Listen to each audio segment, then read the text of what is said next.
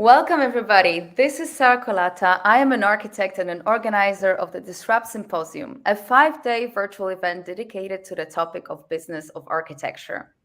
The first edition of Disrupt will take place 1st to the 5th of May at 7 p.m. Central European Time and would welcome to stage C-level leaders, partners, directors, and founders of practices such as UN Studio, SOM, BIG, Oma Amo, Soneta, Safdie Architects, Zaha Hadid Architects, Gensler, Perkins and Will, Woods and Bagot, Arab, to name just a few.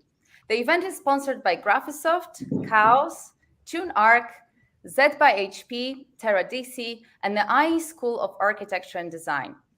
To check the full speaker lineup and purchase your tickets, go to www.disruptsymposium.com. Early bird tickets are now available at 50% discount.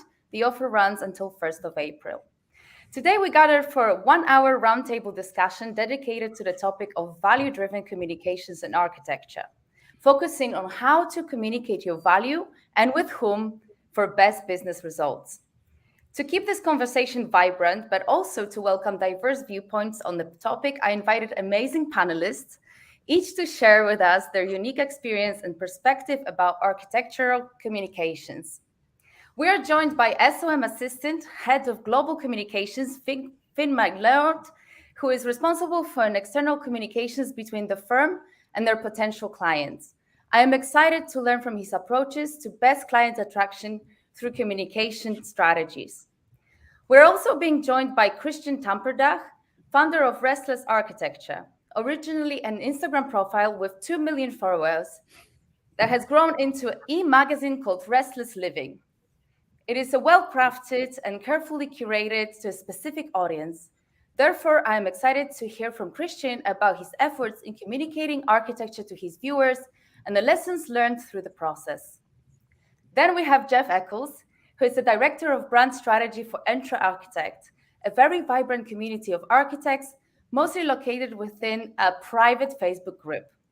Jeff hosts Context and Clarity Live, streamed on social media and also published as a podcast, which you can tune into on your favorite podcast platform. And lastly, we'll have Brian McCartney, Chief Creative Strategies of ArcMark, which offers branding marketing services to small and medium architecture firms globally. The ArcMark team has helped more than 2,000 architects to communicate their value through training programs and services. They work directly with firms to help go from look-alike commodities to sought-after authorities through ArcMark's proven branding and digital marketing program. In this conversation, each guest will present their unique perspective on the topic of communications in architecture. Welcome, everybody. Thank you. Thanks, Sarah. It's lovely having you all here. I want to start with a question directed to Finn. Finn, SOM is a mega practice with global presence. I am curious to understand how you craft your communications around the ideal clients and what is the power of this tool towards landing new and exciting projects for the firm? Sure, it's a big question.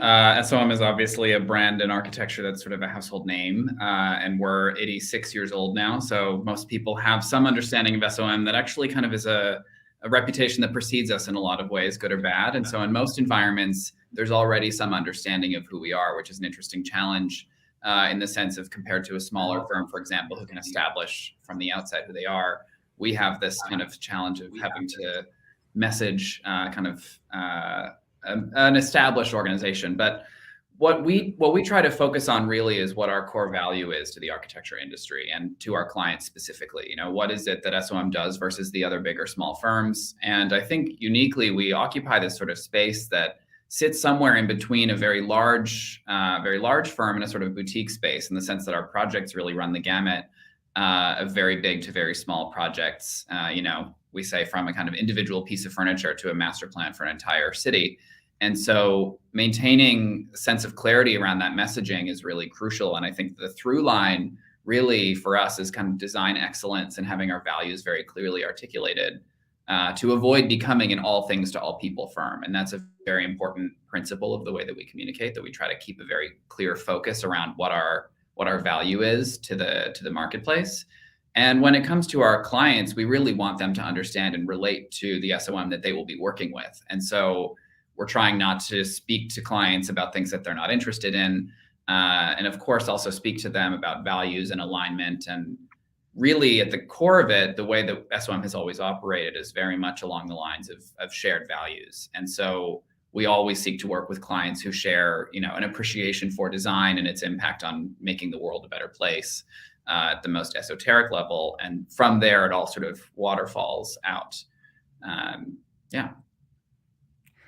That's brilliant. And I'm curious to how exactly, like what sort of strategies do you use for comms to actually land projects?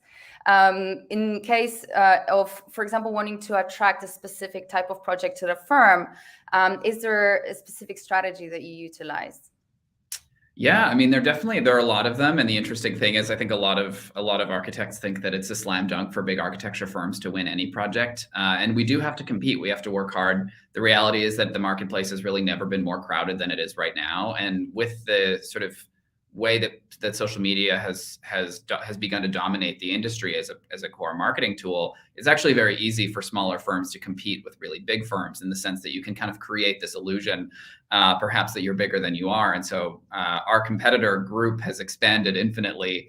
And so when it comes to how we market ourselves, there's a lot of pre-positioning that goes on. We work very, very closely. Our communications and PR teams work very closely with our business development team, which is focused very much on market intelligence and understanding what's coming down the pipeline in different locations, and then sort of pre-positioning SOM in a certain market as an expert in that category. Or if we enter into a new country, working on a proactive, media strategy to help raise our profile there. There are all kinds of tools that we use to help the constituents, let's say the clients that we're trying to work with, understand that we are a trustworthy body that can be local or global, depending on what they're looking for.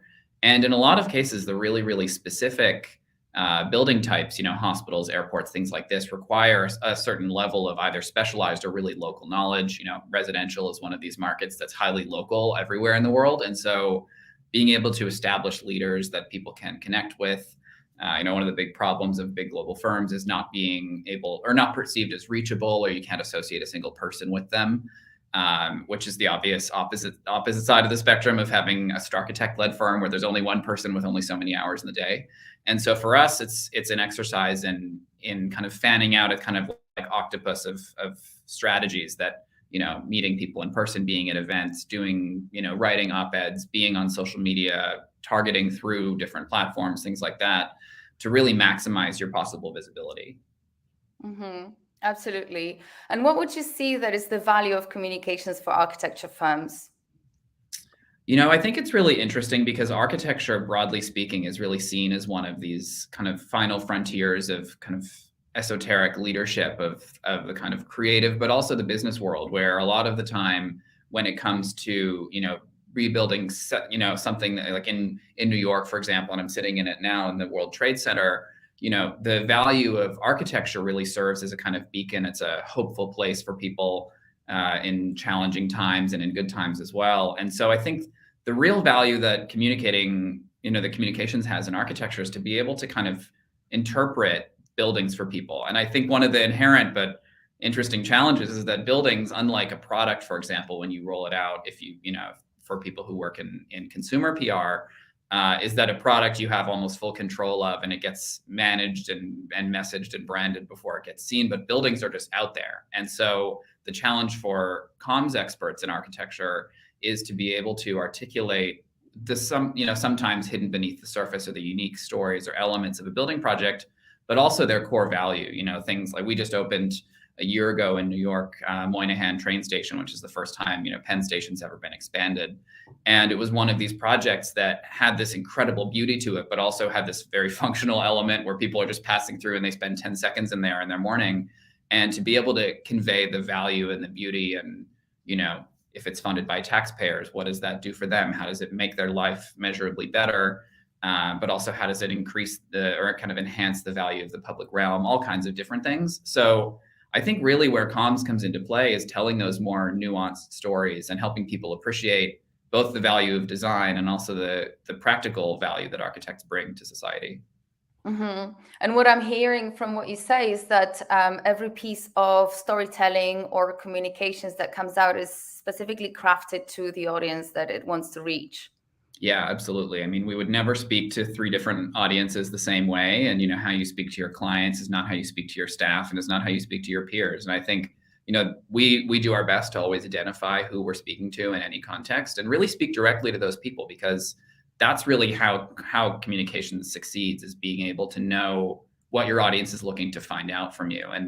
And the people who, for example, we built the NATO headquarters a few years ago, and our constituents in that case were, half of the world's taxpayers and world leaders. And those people are interested in different things than, architects who might be curious, how did you manage to bring together all of these people to create this beautiful thing? So, the information that you're sharing is vastly different. And particularly for our projects, which are often very, very complicated, very high profile projects. Mm-hmm. Interesting. So you tell a story about the projects then to the audience? Yeah, I mean, we try to really, and I think that there are a lot of ways you can go down this. It really depends on who the kind of the personality of the firm. We try to really squarely focus our comms on projects, because I think leaning into business and all those kinds of things, there are all other industries that can do that, but the value architecture brings to the world is design. And so I think that as architects, although from time to time it might be interesting to hear about how we operate, and of course conferences like this are one of those rare moments, really we want to talk about the value the projects have and some of those ideas behind them. One thing that we are always trying to do more of is share the process behind the projects, because at this scale, a lot of the time, the only thing people see is the final product. You almost never see a sketch of an SOM project.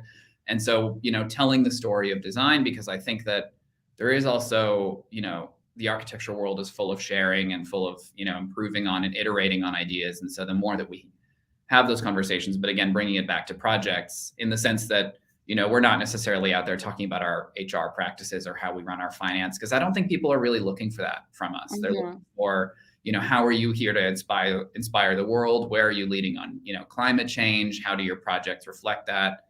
And ultimately, the reality is we can't do smoke and mirrors. We have to, walk the walk, and everything that we do in our projects has to align with our messaging. So we can't, do a ton of unsustainable projects and then claim that decarbonization is our top priority. So it all has to be in that alignment.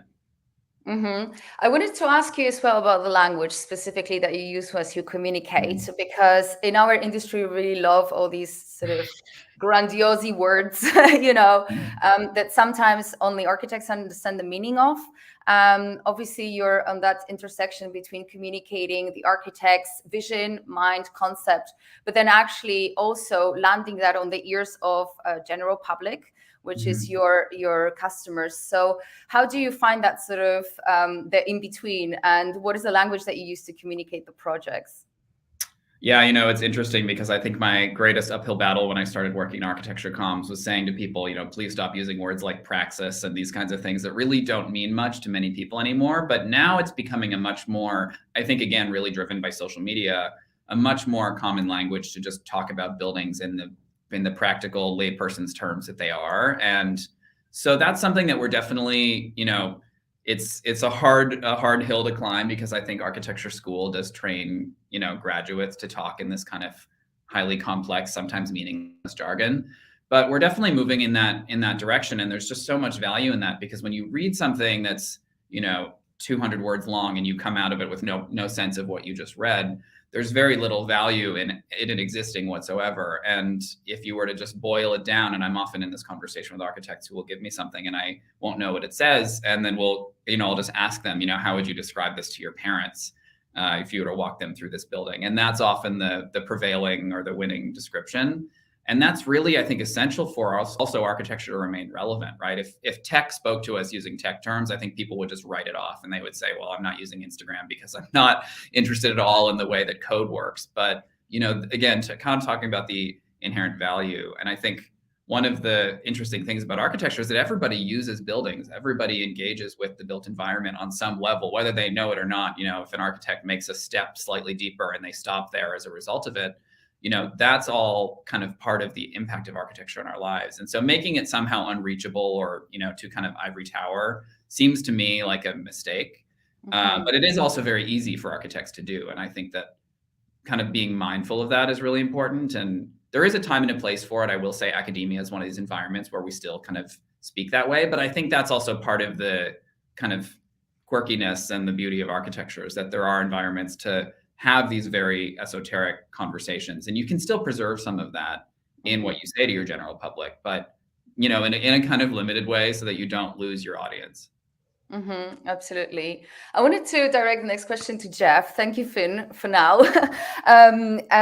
Jeff, you are a branding expert. You also are leading a community of architects online called Enter Architect, where within the services, there's a lot of focus on helping architects also grow their practices and branding communications. But in some ways, I follow you online, you are so much about communications. You broadcast every day and share so much with the audience, providing value. Would you share with us sort of the importance of a fan-based community around branding in architecture, and how you see that impact architecture practices? Sure. Thanks for the question. It's a good one. So Entre Architect is this community of architects, like you said. Started by Mark LePage in 2007, and it's grown to where it is today. And so that's one type of community, right? That's a place that all of us potentially could gather. It's a place where the people that are joining us right now in the audience could gather and have conversations, like you said, about the business of architecture. So as we grow communities and think about how do we flip that around, how do we, all the people in this community need to flip this around and think about, as you said, how do you apply this to practice? I was really kind of on the edge of my seat listening to Finn, because there's one end of the spectrum, and I guess SOM isn't all the way out on the end of the spectrum, but a very large firm, right? And there are some in the room that are going to be sole practitioners. And so you've got this broad spectrum of sizes of practices and types of practices and locations of practices. And I think what becomes, and really is, again, listening to Finn, I think this is just an extension of a lot of the things that he talked about. When I think about what a practice or a firm could do in terms of growing community, goes right back to what Finn called ideal client. SOM, I'm assuming, has many different definitions of ideal client. You have different office locations. You probably have different studios and so on and so forth. Someone that's in Indianapolis, Indiana, where I am, that's a sole practitioner, they may have a tighter definition or not as broad a definition of ideal client. They may be a residential architect in Indianapolis, Indiana, for instance. But the idea of community goes back to, how do we gather together communities and give communities, ideally, I think, communities of ideal clients, a place to gather and interact with us and us with them.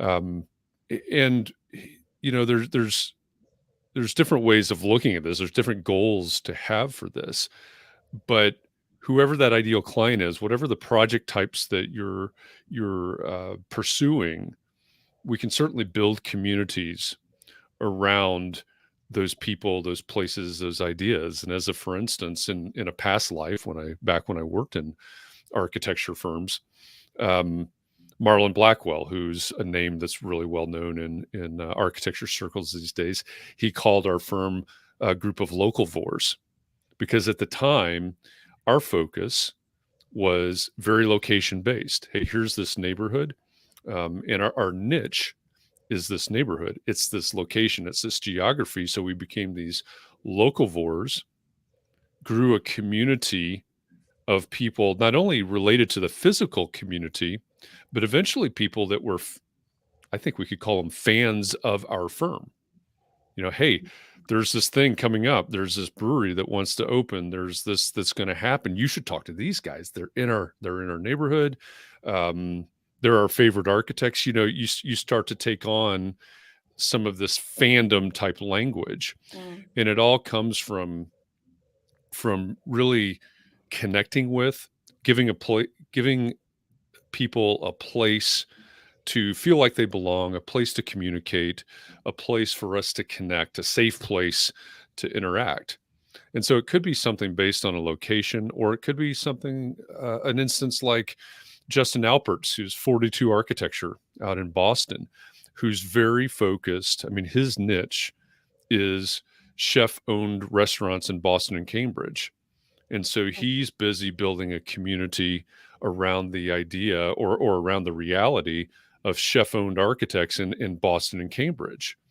He's connecting with people. He's meeting with people. He's giving people a place to connect around these types of projects and those specific ideal clients. Again, back to what Finn was saying earlier. So really, it's taking that idea that we all need to have. You know, what's our target? Who are our ideal clients? And how do we connect with them on an extremely human level? Mm-hmm. And, you know, have literally down to human conversations. And so that's really what we're translating right now as we go on this theoretical journey from entree architect to context and clarity to how do you apply this model to an individual practice. Mm-hmm. Absolutely. And I wanted to sort of expand a little bit on the topic of ideal clients and audience. And Christian, I wanted to get your perspective because, of course, your powerful social media presence is built on a very well-defined audience. And I think that between your Instagram as well as the magazine, we can see that the communication is very aligned to one receiver, a person that is interested in residential, and that kind of follows through also to the video work on YouTube. Why is it important to know your audience when communicating your offering? I think most of all, it's about conveying the right message and make sure that it is received in the right way. Because since I started the Restless community, that was back in 2016, so quite a lot of time ago, I have written and co-written more than 500 articles and curated more than 5,000 posts on Instagram. And I have examined a lot of communicative PR material and presentations and whatnot submitted by different architects from all over the world. And while most of this material has been great, I have sort of experienced like a tendency of architectural practices communicating in a way where you start to wonder if they actually know who their true target audience is. So to give a bit of context to this, with my work at Restless, I've primarily focused on, as you mentioned, residential developments, homes. So I knew my target audience was gonna mainly be to communicate to homeowners, people that are looking to, for inspiration for their own homes to develop or to buy. So communicating to homeowners it requires a certain language, and it's a language that is relatively straightforward, without too many of these, architectural concepts involved, because basically people they just don't understand. But very often the architects they make the common mistake that they communicate in their own way. So they basically communicate to other architects, and especially for architectural practices that are focused on residential development, other architects are very rarely their target audience. It's not going to be their end client. So it's kind of a challenge in that sense. And when you take, when you talk about this value-driven communication in architecture, I find it like really, really extremely important for architectural practices to identify first, who is it that you are trying to speak to, then try to understand how these people communicate, and then try to learn to communicate in the same way so that you can always be ahead and make sure that you present a message that is easy to decode by this receiver. Because I mean, the like impactful communication basically rise and fall with this decoded message, because when architects communicate to people outside of the industry in their own professional language, the architects essentially put a huge responsibility on the shoulders of this receiver, that they should be able to understand what is a cantilever, or other types of concepts within the architecture industry that they are not familiar with. And because they're putting this responsibility on their shoulders, they will start to convey their own meaning, and suddenly there is a big risk of that the intention of a project or the whole story of a project is being perceived in the wrong way, and that basically hurts the brand positioning of the architectural firm. Mm-hmm. Absolutely. And I think that it's really interesting what you just shared about the sort of adequacy of your message and where you position it. And, as sort of an owner of this Instagram profile, you're being approached by architecture firms, and then you see that their messaging is not aligned with perhaps either the environment that you're creating or with the audience they're trying to reach. So I wanted to sort of bounce that question back to Finn, because for me, it's very interesting to understand, and I've seen that happen a lot, that architecture practices want to be published in ArchDaily and all these great architecture magazines. But is this where the clients are? And is this the right type of positioning that we should be looking to get as architecture practices? It's a really important question, and it's interesting because it's changing, but it's interesting. So we used to always kind of focus squarely on the architecture press, and I think they remain a really vital part of the ecosystem for lots of reasons. But it's interesting because when you actually ask your clients, and this is a big part of our business development process, is asking our clients what they read, what awards they pay attention to. You almost never see an architecture outlet in there, but periodically one squeezes in. And so it goes to show that if they are a particularly savvy client, and there are a lot of clients out there who are very architecturally informed, and so they know where to look to find the good designers. They are reading, interior design. They're reading ArchDaily. They're reading Architectural Record, but they're reading the Financial Times, and they're reading, the Guardian and these sorts of places. And so connecting with the writers in those outlets, I think, is really important as well, and getting stories placed that talk more broadly, just beyond design, about the Guardian did a story during COVID about building more inclusive cities, for example, for cyclists. And we worked with them on that story. And it was one of those things where, ultimately that got read by a lot more clients than if the same story had potentially appeared somewhere else. But they all have an importance, because the design industry also has to validate your work, right? If you're not being written about in design outlets and you're a design firm, that also says something. So you have to do a little bit of both in order to maintain the right sort of position. And it also depends. If your clients are primarily in a certain sector, I would definitely encourage going in the sector that your clients are in, and kind of, even if that means kind of making a long shot, trying to be in Business Insider or something like that, because that means that they are seeing you. Mm-hmm. Absolutely. Jeff, I was wondering if you can share with us, because from the perspective of sort of building a brand, there is this concept that you've been sharing online a lot about 100 people's fan base and developing a strong communication with sort of that concept. I really like that approach from marketing perspective. I think that it really communicates well to sort of building social media presence, which perhaps we can sort of bounce back to talking with Christian about. But what I really want to kind of feed into is the importance of running your social media, and what does it mean to be followed by people, and what is the difference between followers that are just sort of watching you and followers that are actually truly your fan base.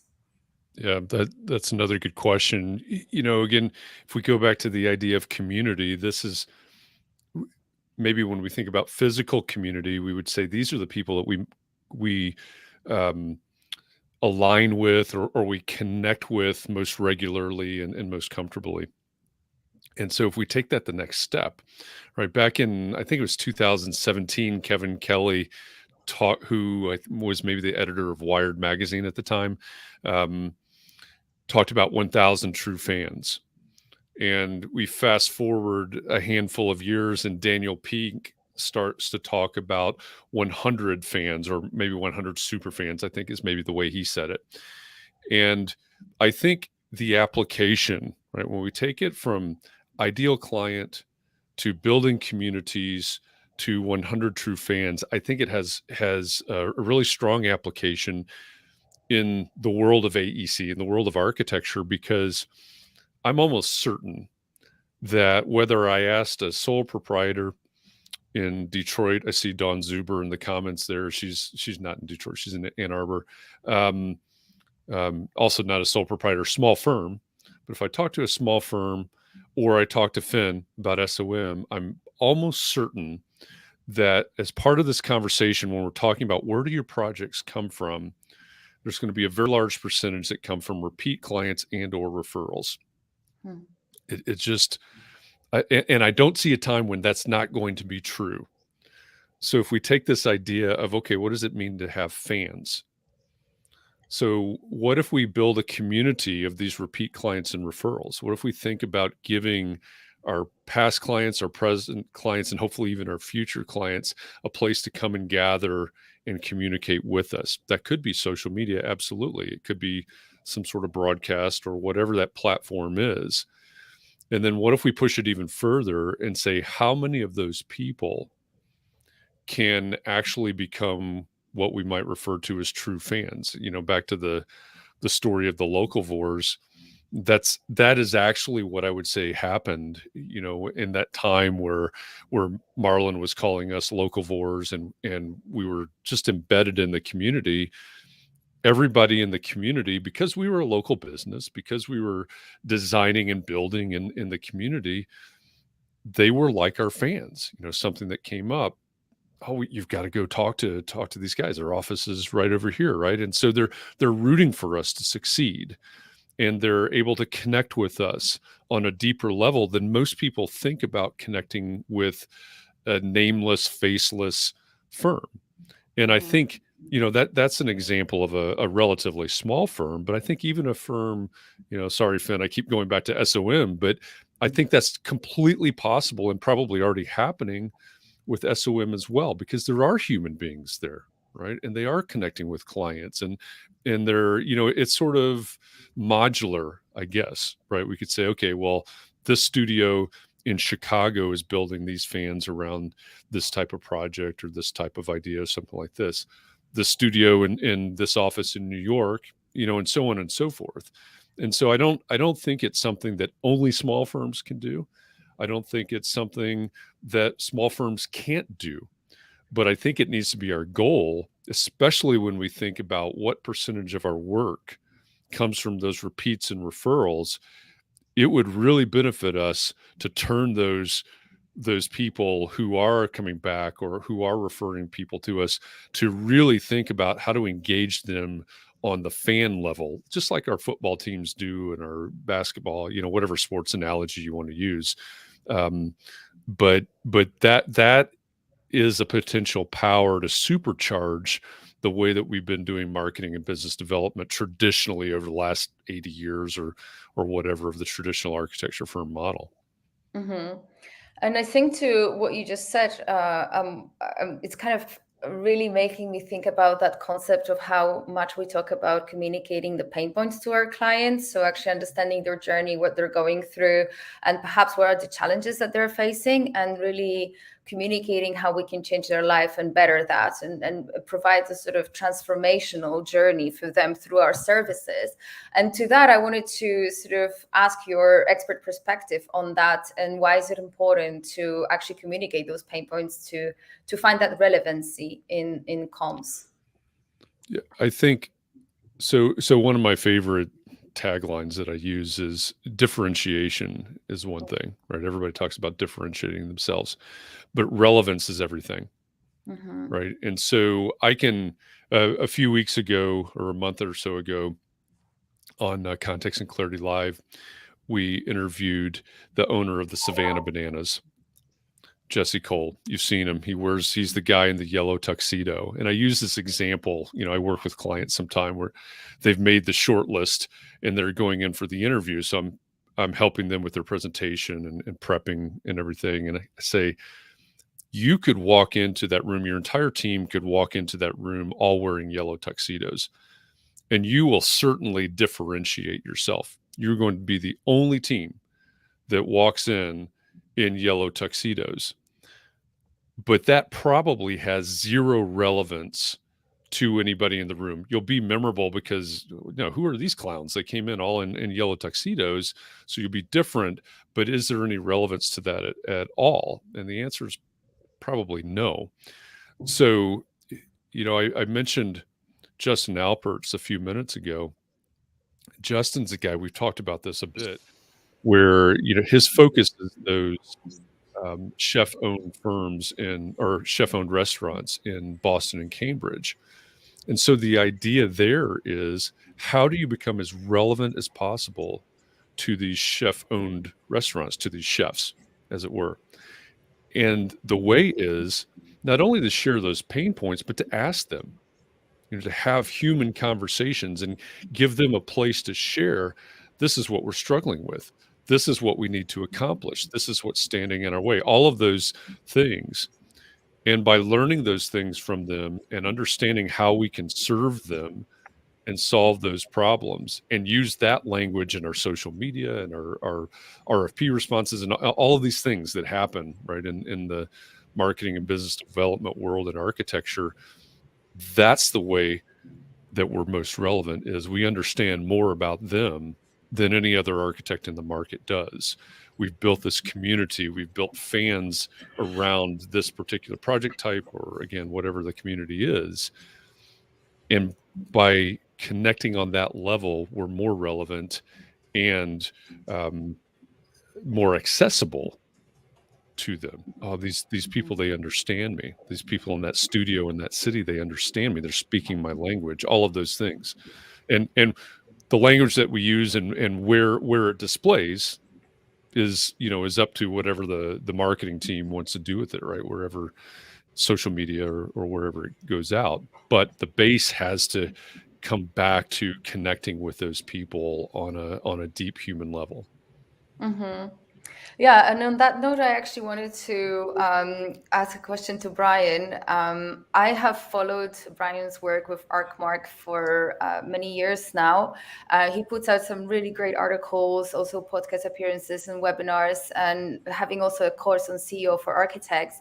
A lot of communication relevancy, but I think what's very important to understand is, how can we as architects elevate our value through communications? So Brian, would you share with us some of your experience on that topic? Yeah. Are you getting my audio okay? I just want to confirm that. Yeah. Okay. All right.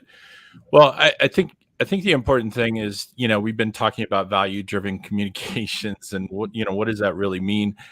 I define that as anything that helps, as Jeff was saying, it's about relevancy, anything that helps connect what you do or what your firm does. In other words, those services you provide with the benefits and results that you're going to deliver for your clients. It certainly includes your end product, the building or design or structure that you are designing.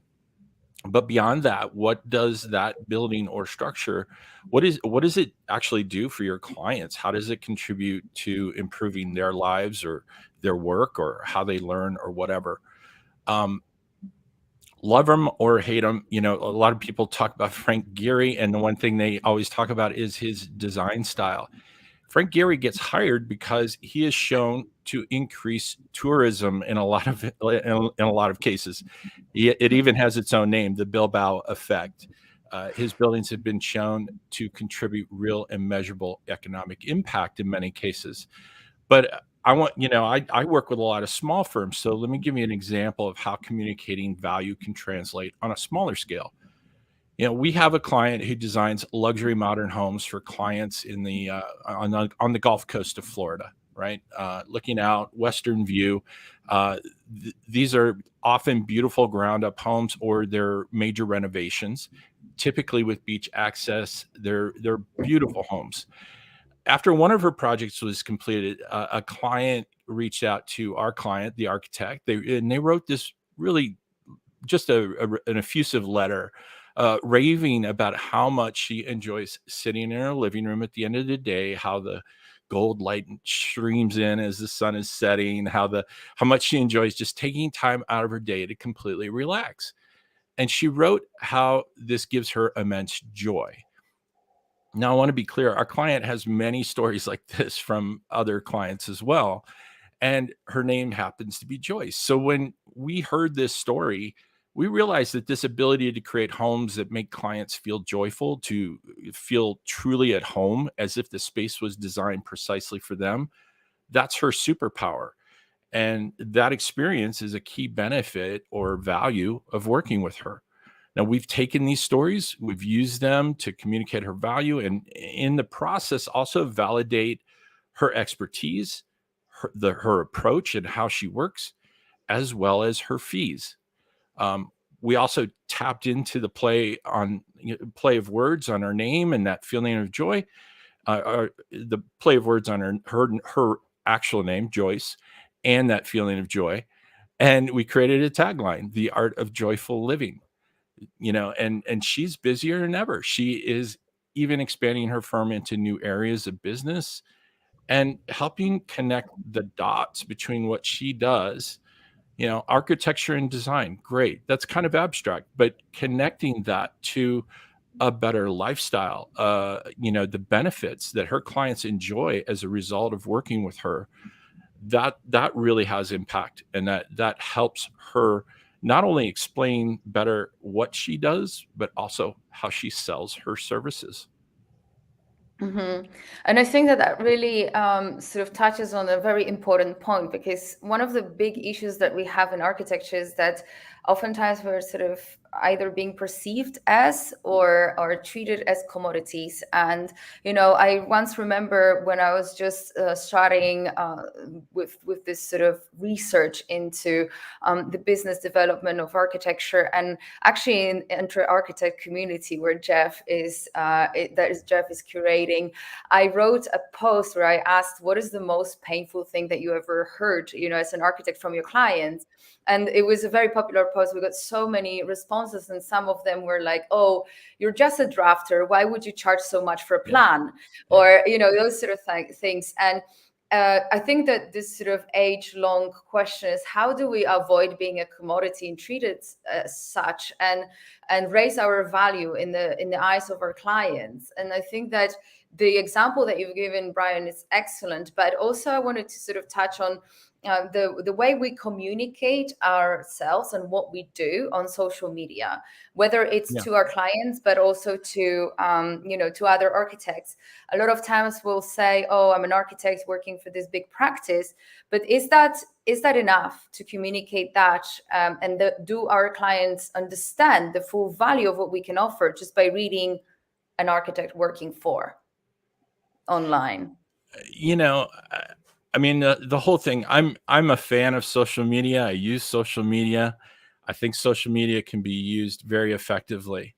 I don't necessarily advise my clients to spend a lot of time, effort, and money trying to build an audience on social media. I think it gets back to what Jeff was talking about. Find those people that are your raving fans and build relationships through them. Who are your partners? Who are your promoters? Who are the ideal prospects that are going to help you bridge that out? But I think, when we're talking about social media, this idea, I think value-driven communications, it should be part of most, if not all of our communications. It should be the focus of your website, your downloadable guides, your emails, your videos, your social media posts. These are the obvious touch points, but here's what I see happening, and I think we touched on this a little bit.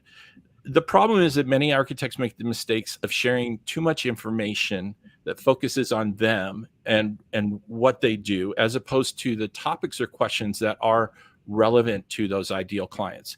They share a lot of what we refer to, we just call it the news items. The awards and recognition that they have received, the projects they've won or done, the new hires, the similar topics that they, these are all similar topics that relate to, their accolades and what they're actually doing, but it's not really highly relevant to their ideal future clients. And I don't want to give the wrong impression. I'm not saying that you shouldn't share that kind of news, but if you do, you have to make it clear how that is relevant to helping future clients. How does it help create value for them? And I also believe there's a bigger missed opportunity when it comes to value-driven communication outside of social media. Architects, please, you have to be sure that you are communicating your value to your clients while you are working with them. Keep track of the issues that you've resolved, the problems you've helped them avoid, the money you've helped them save, the efficiencies that you've brought to the project, the team that you've assembled, whatever it is. Make sure your client knows what they are getting as a result of working with you, and make damn sure that you get testimonials to that effect. Here is the thing. If you are an architect, you want to attract, I know most of architects, we talk about referrals and repeats, and that's great. We have, we want to cultivate that. But if we want to move to the next level, if we want to jump into a new area of practice, we also have to have the ability to do that. And the way we do that is by communicating value and showing our expertise. And if that, in a lot of cases, your expertise is applicable across verticals. So the more you're seen as an expert in one area of practice, the more you're going to be seen as a sure bet in another area of practice. So we got to be thinking about how do we collect and cultivate and communicate that value. If I can just add on to what Brian said, something that you touched on that I think is really important is to let other people validate your work. I think one thing that architects do maybe prematurely is write really flattering things about themselves without others having said them first. And when you get a testimonial, write it down. If in a newspaper a writer says something, or we just opened an airport terminal in Seattle, and the governor of Washington State said something really flattering, and you bet we wrote that down, because that's something you can hold on to and repeat forever. But it's always better to let other people validate your work. It's like a good movie review. It's always more powerful. Yeah, and to that effect, with our clients, we recommend keeping a document, what we call a proof points document.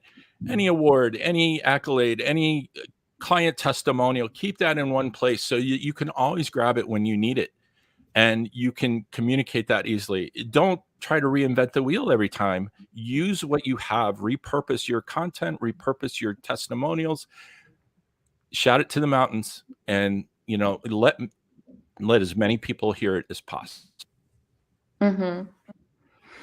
I wanted to, we talked a little bit about social media. We talked about generally approaches to client acquisition through comms and all that stuff. I wanted to perhaps touch on website building and website communication. I know both Finn and Brian probably can speak a lot to that. Perhaps we can hear also a little bit from Christian. So actually, Finn, let's start with you. I know that together with your colleague Fadi, who actually will be speaking also at this Symposium, you recently relaunched your SOM website. I'm really curious as to what sort of approaches did you practice with that project, what you wanted to communicate, what was important, and what is the strategy behind that, really, like building a website for a firm? So I guess one thing we did that is potentially different than a lot of other firms is that we deliberately hired a design agency that had worked with very few architects, but had worked with a lot of mainstream businesses. They had worked with Rockwell Group and like one other architecture firm, but they really didn't have a profound knowledge of the jargon and all that kind of stuff, which actually jumped us past the part where we had to talk them out of doing that. And so it put us into a nice space where really they were just, foreigners to the concept. And, they had just worked with like CNN and a few other organizations, basically taking big, complicated things and making them really simple and easy to understand. We thought about ourselves from the outside world, the way the site was organized. We didn't overthink it. I used to work at OMA, and they also redesigned their website at that point. And in that time, they started going down a lot of rabbit holes about how, is a website a digital building? Is a website digital architecture? Like all this kind of stuff. And they actually landed on the concept that no, it was not. And it's a smart place to be, because your website is a business development and marketing and branding tool. And so turning it into a building or some sort of overly complicated thing, and there are a lot of practices I will not name that are guilty of having really complicated, hard to navigate websites. Like if you can think of, if you have a client who is a busy, leader of anything, owner of a bank or a residential developer, even a single family home builder, they don't have a lot of time to try to figure out how your website works. And so speaking very clearly, stating your value on the homepage, making it very easy to contact you, these were all priorities that we set. And then they were all overlaid with the, beautiful design is the number one priority. And so it conveys all those things, but also delivers big functionality. I guess the other thing that I will say about this is not putting too many projects on your website, because if you overwhelm your audience with 1 million projects, it looks like either you're very high volume and you can't, decide what matters to you, or you just have too much going on. Like it's all, it's a matter of curating and to create a really beautiful, concise website that people can flip through. Don't do too few, don't do too many. It's a really, what that means to you is it varies depending on the size of your firm, but it's really important to make it digestible and not write to other architects, because you're trying to make money using your website. What a great advice. Actually, Brian, I wanted to ask you, because I know you did a research on 400 websites of architects, and what were the biggest flops or mistakes you discovered there? Yeah, I think we're over 600 now. But yeah, wow. Finn hit on a lot of some of the pet peeves of mine. I think, from a best practice point of view, where we see some of the biggest mistakes, I think, are in terms of SEO optimization, not properly constructing your website in a way that is going to help you get found by your ideal clients. But to that, the bigger, I think, issue is that many architects seem to be, I think Christian said it earlier, they're talking to other architects. They're not talking to their ideal future client. And so for us, the two things we start with when we talk to clients is we try to get clarity around who they are, but then who is the ideal client that we want to talk to. And sometimes it's multiple clients, but as much as we can focus and connect those dots, like I said before, between what they do and how they serve and help their clients, the better. And the more we tell that story on the website, the more success they're going to have, not only with communicating and helping people find the information that they're looking for, but also in helping them get found. The more you're answering the right questions, the more that's going to help you show up in search, and the more your website is kind of crafted around their needs and the questions that they'll have, the better that experience is going to be for them, the more time they're going to spend on the website, and the more memorable you're going to be. Finn brought up another issue, this overload of projects. We see it all the time. We've talked to people who are looking at architecture firm websites, and we've crafted this term called portfolio blindness. It's like there's so many things to look at, and there's so many bells and whistles. And then, if you think about the client's process, they're not just looking at one site, they're looking at several. So, trying to pick out that one image we saw that was really cool after looking at a slew of architecture firm websites is really difficult. So you have to be memorable in more than just a visual way. Mm-hmm. And just before we wrap up, I also wanted to ask about some of important factors when it comes to marketing. How about contact forms, contact us, any call to action, and the visibility of that sort of these sort of buttons on the website? Does anyone want to comment to that, perhaps? I mean, I would say it's absolutely essential to make it very easy to be reachable. This is the one grievance people always say about SOM is we don't know how to contact you, because there's too many people. And so the same problem is prevalent for small firms. Make that our contact form is at the bottom of almost every page on our website, because we want you to be able to reach somebody quickly, efficiently. The other thing is to not put too many people up if you have that problem. Even, when I see firms that list their entire staff, I always sort of cringe a little bit, not because I don't want them listed, but because it makes it so hard from an external perspective to identify who their contact person should be. So, having that mix, identifying a person is the most important thing, bar none, even if you don't put their contact information there, because then at least you can start a journey towards reaching the firm. Absolutely. I would add to that. One of the things that drives me nuts is when I go to a firm's website and I can't find a phone number. Put it in the top right corner. Make it a tap to call if it's on, for mobile.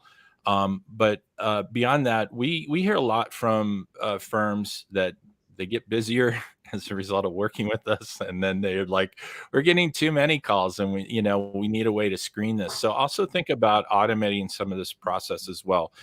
Automation isn't a bad thing. It's actually can be a really good thing and a helpful thing. But what I'm talking about basically is, put some barriers up so that you can manage your time when you do get busy. Have a qualification form. What we like to do is say, hey, apply for a consultation or something similar to that, and then have people fill out some questions before they're getting time with you, so that you can make a decision about whether or not they're a good fit before you waste an hour talking to somebody and then find out that they don't have a budget and they're just looking for some blueprints. And also from a publicity point of view, I'm reaching out to a lot of architects. There are also a lot of architects reaching out to me. And I've noticed quite often that there are some websites where then they don't have like an email. They might have a phone number. They might have a contact form. But often I just need an email just so that I can send a pre-sent message, of course, customized for them. Because I need to reach out to so many projects every single day. And it just makes it so much harder. And I might even give up on a firm just based on that it's so hard for me to actually get in contact with them. And I mean, it's sad for them because the Restless platform, for example, on Instagram gets millions of impressions every single week. So it's like, a sad miss out opportunity just because they don't have an approachable email address on the website. Yeah, I would tag on to that. Another best practice that we've discovered too is that you need to have your name, address, and phone number on your website. That's a signal that Google looks for to validate your business, and that should be consistent on all your social profiles, your Google business profile. And yes, definitely you need a link to a email on your website. Sorry to bust everybody's bubble on that, but it's true. Yeah, absolutely. Okay, on this note, thank you so much, Finn, Christian, Jeff, and Brian, for this fruitful conversation. Thank you for ArcDaily for this tremendous opportunity and support with the symposium. And a big thank you to everyone who listened in. Roundtable discussions like this one are held in this format every Thursday at 6 p.m. Central European Time. You can set the day in your calendar and keep your eyes peeled here or on my social media for further announcements of future topics and guests. Please also go to www.disruptsymposium.com to reserve your seat for 1st to the 5th of May. At Disrupt Symposium, we will have a few experts coming in to speak to the topic of communications. Finn MacLeod will dedicate his keynote to value of brand differentiation for architects. We will also be joined by global marketing and communications at SOM colleague of Finn's, Fadi Asmar, who will speak to the topic of storytelling to strengthen and humanize architecture engineering brands. Partner and global brand and communications director at BIG, Daria Pachota, will speak to the identity of the architect, culture, and communication. We will also be joined by ArcDaily's very own David Basulto, who is the founder and editor-in-chief of ArcDaily, and he will speak to digitalization and opportunities for architects. And then Ria Patel, head of public relations and communications at Arup, will share with us a lecture on risk management strategies, public relations for crisis, focusing on risk mitigation through effective communication strategies. And lastly, we will also have Amanda Ferber, curator of Architecture Hunter Instagram profile, who will join us to speak about a topic of social media for architects. As you see, we will have a lot of amazing experts joining from major companies to cover comms and branding related topics. So get Disrupt tickets now. 50% early bird tickets are available until 1st of April. Log in to www.disruptsymposium.com and get your place secured. See you all there. Thank you. And thank you again to all the guests today. Thanks, Sarah. Thanks, everybody. Thank you.